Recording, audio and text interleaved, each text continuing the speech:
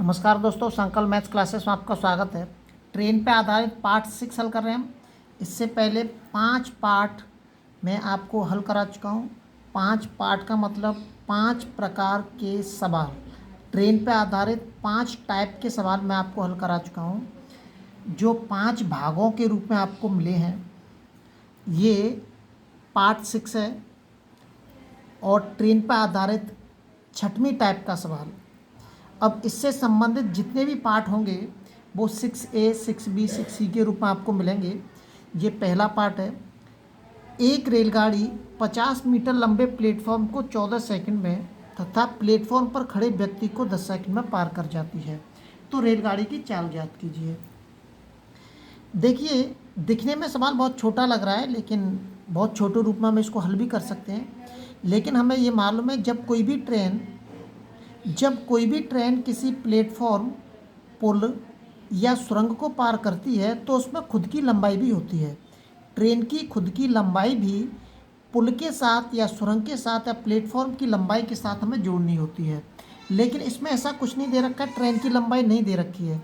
अगर हम सवाल को हल करेंगे वास्तविक रूप में, अगर हम करेंगे इसको हल, तो सबसे पहले हमें ट्रेन की लंबाई निकालनी पड़ेगी। लेकिन हम ट्रेन की लंबाई नहीं निकाल रहे हैं, पहले सीधे सवाल को हल करते हैं। उसके बाद मैं बताऊंगा कि ये निकल के कैसे आया। यहाँ पे पूछ रहा है ट्रेन की चाल ज्ञात कीजिए, तो मैं पहले ट्रेन की चाल निकाल देता हूँ सीधी। तो ट्रेन की चाल बराबर के दूरी, यहाँ पे मैं केवल प्लेटफॉर्म की लंबाई प्रयोग कर रहा हूँ, दूरी बट्टे समय। अब देखिए, यहाँ पे ये प्लेटफॉर्म है, प्लेटफॉर्म को पार करने में 14 सेकंड लग रहे हैं। अब उसी प्लेटफॉर्म पर एक व्यक्ति खड़ा हुआ है, तो वो भी साथ में पार हो जाता है, साथ में ही तो पार होगी। ऐसा तो नहीं है कि ट्रेन मतलब द्वारा पार करने के लिए उस व्यक्ति को है। जब वो प्लेटफॉर्म पर खड़ा हुआ है तो उसको भी प्लेटफॉर्म के साथ ही पार करेगी। तो इसलिए हम 14 में से इस व्यक्ति के पार करने में जो समय लगा हुआ है इसको हम घटा देंगे। इस 14 में से इस 10 को क्या कर देंगे, माइनस कर देंगे। जब कभी भी ऐसे सवाल आपको मिला है कि प्लेटफॉर्म पर कोई व्यक्ति खड़ा हुआ है और प्लेटफॉर्म का भी समय दे रखा है और व्यक्ति का भी समय दे रखा है, तो उनको माइनस कर देंगे।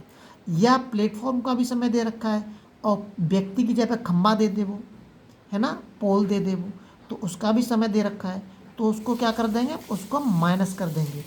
तो 14 में से 10 घटाऊँगा मैं। जब 14 में से 10 घटाऊँगा मैं तो कितने बचेंगे यहाँ पे, 4।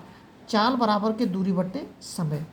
यहाँ जो चाल आई है ये मीटर प्रति सेकंड के अंदर आई है। अब मुझे यही वाली चाल किलोमीटर प्रति घंटा में कन्वर्ट कर देनी है। 18/5, 5 से कट जाएगा 10 बार, 2 दूनी 4, 2 नम 18 और 2 से ये कट गया 5 बार और 9 पन्ना 45। ये चाल आ गई आपकी 45 किलोमीटर प्रति घंटा। ये सवाल हल हो गया आपका। लेकिन इसमें फिर भी हमारे लिए एक कन्फ्यूजन की बात यह है कि जब हम प्लेटफॉर्म को पार करेंगे तो ट्रेन की भी लंबाई होनी चाहिए। अब मैं इसको एक बार यहाँ पर बता देता हूँ, तो उसके बाद आपकी समझ में आ जाएगा किस तरह से इसको एक शॉर्ट का रूप दे देते हैं हम। लेकिन वास्तविक रूप में सवाल कैसे हल होता है कि मैंने मान लिया कि ट्रेन की जो लंबाई है वो y है और उसकी जो चाल है वो x है। तो दूरी बराबर के डिस्टेंस मतलब दूरी बराबर के दूरी लेंगे हम, तो ट्रेन की भी दूरी और प्लस प्लेटफॉर्म की दूरी, दोनों ले ली मैंने। ट्रेन की दूरी प्लस प्लेटफॉर्म की दूरी बराबर के चाल इंटू के समय। चाल x दे रखी है और प्लेटफॉर्म को पार करने में उसको 14 सेकंड लग रहा है। ये प्लेटफॉर्म वाला बनाया है मैंने। अब प्लेटफॉर्म पर एक व्यक्ति भी खड़ा हुआ है, तो व्यक्ति को भी ट्रेन पार करेगी, तो इसमें ट्रेन की लंबाई लेंगे। डिस्टेंस बराबर के, ट्रेन की लंबाई कितनी है हमारी, y है, क्योंकि व्यक्ति को पार करेंगे तो हम प्लेटफॉर्म की लंबाई का प्रयोग नहीं करेंगे, वो केवल ट्रेन की लंबाई का प्रयोग करेंगे। तो डिस्टेंस बराबर के मतलब ट्रेन की लंबाई बराबर के चाल इंटू के समय कितना लग रहा है, 10। ये 2 समीकरण बन गए। अब यहाँ पे y बराबर के जो 10x दे रखा है, मैं इसको इस जगह पे रख सकता हूँ, इस जगह पे 10x को यहाँ पर रख देता हूँ मैं। समीकरण फर्स्ट में रख देता हूँ, क्या हो जाए 10x प्लस के 50 हो जाएगा बराबर के 14x। 14 में से मैं इसको इधर लेके जाऊँगा, माइनस में हो जाएगा, इसमें माइनस में जाएगा। 14 में से 10 घटाऊँगा तो कितना बचेगा, 4x बचेगा। ये इधर आएगा, ये 50 मतलब माइनस कट जाएंगे, काट पीट के 4x बराबर के 50 आएगा हमारा।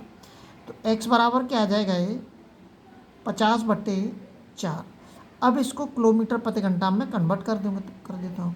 जब मैं कन्वर्ट करूँगा तो कितना निकल के आ जाएगा, ये 45 किलोमीटर प्रति घंटा। ये एक वास्तविक रूप है इसका, जो मैंने आपको निकाल के दिखाया है। लेकिन सवाल को एक शॉर्ट के रूप में देने के लिए हम बच्चों को याद करा देते हैं कि इसको इसमें से घटाना है। अगले सवाल में चलते हैं, लेकिन आपको मतलब ये दिमाग पर रखना है, और ये सबसे अच्छा तरीका है, आप ऐसे सवाल को हल कर सकते हैं। अगर प्लेटफॉर्म की दूरी पूछता है वो, तो आप ऐसे प्लेटफॉर्म की भी दूरी निकाल सकते हैं इससे। अगला सवाल देखते हैं। अगला जो सवाल दे रखा है, ये सवाल थोड़ा सा अलग है। 120 मीटर लंबी एक रेलगाड़ी प्लेटफॉर्म पर खड़े व्यक्ति को पार करने में 10 सेकंड का समय लेती है। रेलगाड़ी की चाल याद कीजिए। प्लेटफॉर्म पर खड़े व्यक्ति को पार करने में 10 सेकंड का समय ले रही है। अब यहाँ पे हमें प्लेटफॉर्म की लंबाई से कोई मतलब नहीं है, क्योंकि प्लेटफॉर्म पर व्यक्ति खड़ा हुआ है और वो केवल व्यक्ति से संबंधित सवाल दे रहा है हमें, उस व्यक्ति से संबंधित सवाल दे रहा है हमें।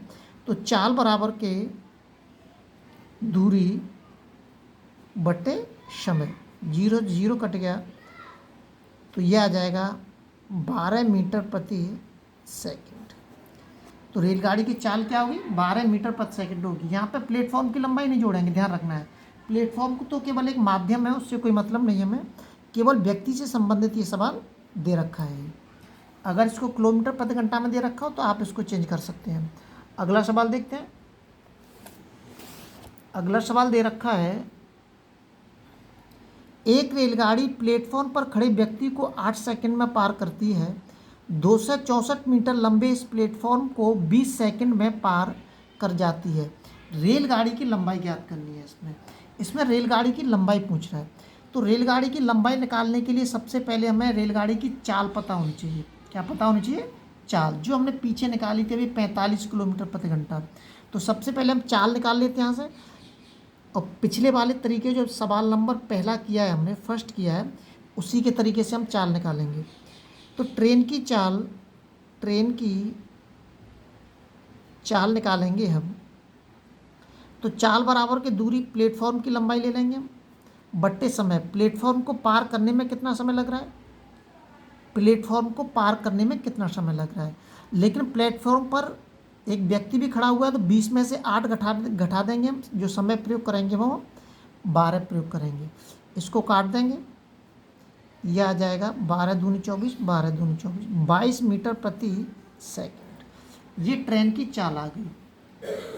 इसको मीटर प्रति सेकंड में ही रहने देंगे, क्योंकि ट्रेन की लंबाई किलोमीटर में नहीं आएगी, ट्रेन की लंबाई मीटर में ही आएगी, इसलिए हमें इसको बदलने की ज़रूरत नहीं है।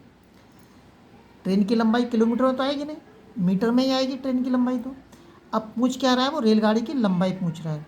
तो रेलगाड़ी की लंबाई पूछ रहा है, तो लंबाई मतलब डिस्टेंस बराबर की। तो उसमें क्या करेंगे, प्लेटफॉर्म की लंबाई प्लस ट्रेन की लंबाई। ट्रेन की लंबाई मैंने x मान ली, प्लस प्लेटफॉर्म की लंबाई कितनी दे रखी है, 264।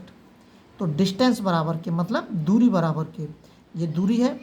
टोटल दूरी क्या होगी, यहाँ पर टोटल दूरी ट्रेन की लंबाई प्लस प्लेटफॉर्म की लंबाई। तो दूरी बराबर के चाल